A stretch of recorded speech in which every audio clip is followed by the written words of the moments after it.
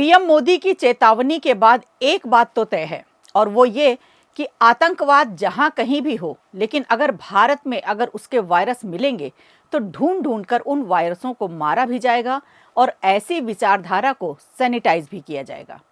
अब क्या कहा है पीएम मोदी ने, जानेंगे इस वीडियो में आगे।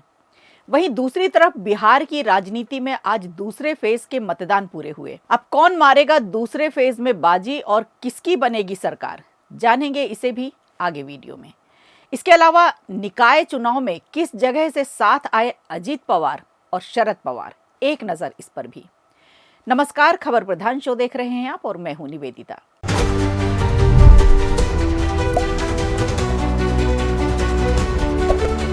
दिल्ली के लाल किला के पास सोमवार शाम हुए भयानक ब्लास्ट की खबर ने इस समय पूरे देश को हिलाकर रख दिया है। हालांकि इस हमले के बाद जो पीएम मोदी का रिएक्शन है वो उन आतंकियों के लिए सीधी चेतावनी है जो भारत के खिलाफ काम करते हैं। मेट्रो स्टेशन के बाहर लगे कांच चकनाचूर हो गए और आसपास की गाड़ियां और लोग प्रभावित हुए। प्रधानमंत्री नरेंद्र मोदी इस समय भूटान यात्रा पर हैं। उन्होंने वहां से कहा कि ये हादसा पूरे देश को झकझोर गया है। पीएम मोदी ने रात भर जांच एजेंसियों के संपर्क में रहने की बात कही और दोषियों के खिलाफ सख्त कार्रवाई का आश्वासन दिया। उन्होंने प्रभावित परिवारों के प्रति संवेदना जताई और कहा कि पूरा देश उनके साथ खड़ा है। जानकारी के मुताबिक सुरक्षा एजेंसियां घटना के हर पहलू की गहन जांच कर रही हैं। फॉरेंसिक टीम सीसीटीवी फुटेज और घटना स्थल से मिले सबूतों की परख जारी है, जिससे हमलावरों के नेटवर्क का पता लगाया जा सके। स्थानीय पुलिस ने इलाके को सील कर दिया है और मेडिकली राहत टीमों को तैनात किया गया है। साथ ही आपको बता दें कि भूटान दौरे पर पहुंचे प्रधानमंत्री नरेंद्र मोदी ने दिल्ली में लाल किला मेट्रो स्टेशन के पास हुए ब्लास्ट पर गहरी चिंता जताई है और साजिशकर्ताओं को सख्त चेतावनी दी है। पीएम मोदी ने थिम्पू में कहा कि वे भारी मन से भूटान आए हैं क्योंकि ये घटना पूरे देश को दुखी कर गई है।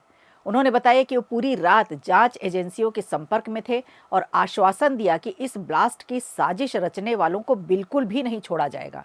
सभी जिम्मेदार लोगों को कड़ी सजा मिलेगी। इसी बीच दिल्ली डिफेंस डायलॉग में रक्षा मंत्री राजनाथ सिंह ने भी पीड़ित परिवारों के प्रति संवेदना व्यक्त की और कहा कि देश की शीर्ष एजेंसियां तेज और गहन जांच कर रही हैं और दोषियों को इंसाफ के कटघरे में लाया जाएगा। साथ ही जांच के नतीजे जल्द ही सार्वजनिक किए जाएंगे। भूटान में ग्लोबल पीस प्रेयर फेस्टिवल को संबोधित करते हुए पीएम मोदी ने वसुधैव कुटुंबकम की भावना दोहराई और कहा कि पूरी दुनिया एक परिवार है। उन्होंने बताया कि आज विश्व शांति के लिए हो रही प्रार्थनाओं में 1.4 अरब भारतीयों की प्रार्थनाएं भी शामिल हैं। यानी पीएम मोदी का संकेत और संदेश दोनों साफ हैं और वो ये कि भारत ने हमेशा से ही शांति चाही है, लेकिन अगर भारत की शांति को किसी ने भंग किया तो उसका अंजाम बुरा होगा।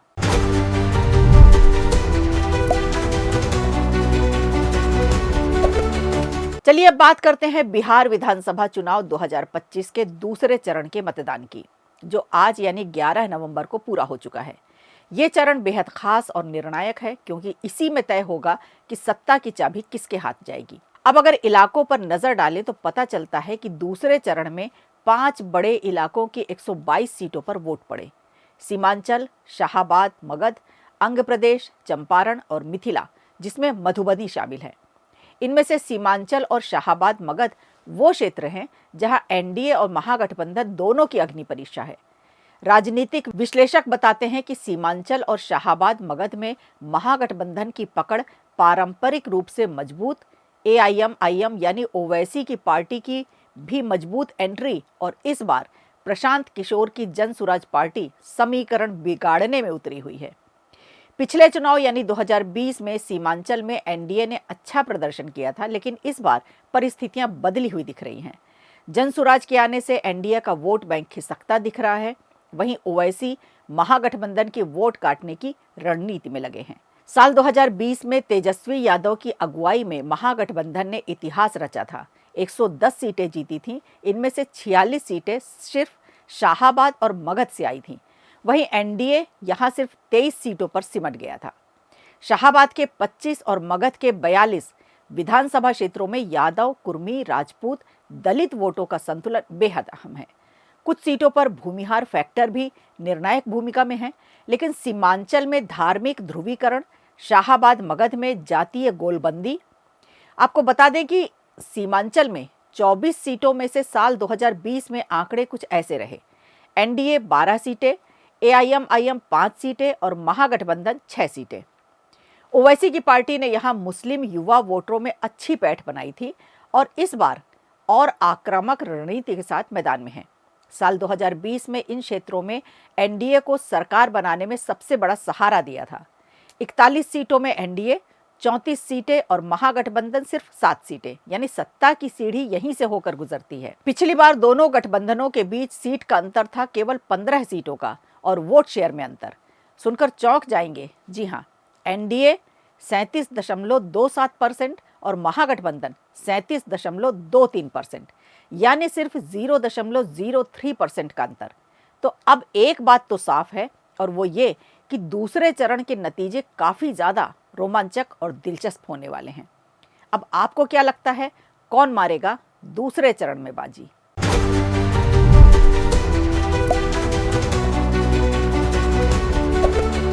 चलिए, बिहार के बाद अब बढ़ते हैं महाराष्ट्र की राजनीति की ओर, क्योंकि इस वक्त महाराष्ट्र की राजनीति में एक चौंकाने वाले मोड़ सामने आया है।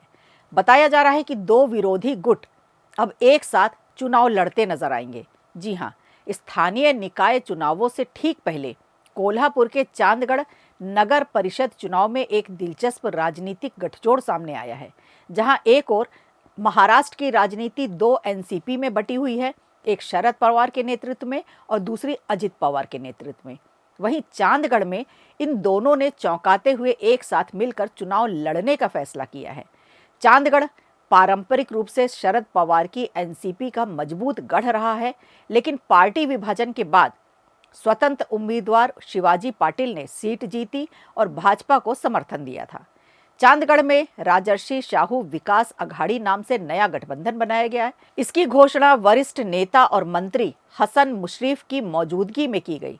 दोनों गुटों के स्थानीय नेता शरद पवार गुट से नंदाताई भामुलकर और अजित पवार गुट से राजेश पाटिल, उन्होंने कहा कि ये गठबंधन हाई कमान के निर्देश और सहमति के बाद हुआ है। शरद पवार गुट ने निर्देश दिए थे कि भाजपा को छोड़कर किसी भी दल से गठबंधन किया जा सकता है, जो यहाँ दिखाई भी दिया।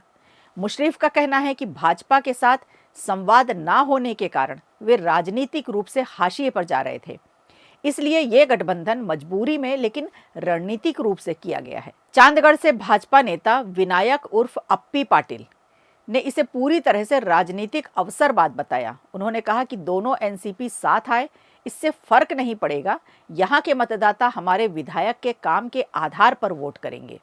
उनका साथ आना ही बताता है कि उन्हें अपनी हार का डर है।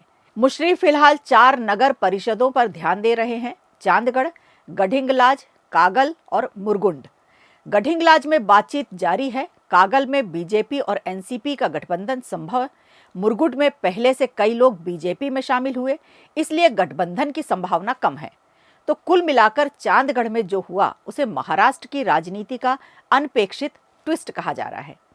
क्या यह गठबंधन स्थानीय चुनावों तक सीमित रहेगा या बड़ी राजनीति पर भी असर डालेगा? आप क्या सोचते हैं, एनसीपी का ये कॉम्बो चलेगा या बीजेपी फिर बाजी मार लेगी? खबर प्रधान शो में आज के लिए इतना ही। दीजिए इजाजत, नमस्कार। वीडियो अच्छा लगा हो तो लाइक कीजिए, शेयर कीजिए और कमेंट बॉक्स में हमें जरूर बताइए।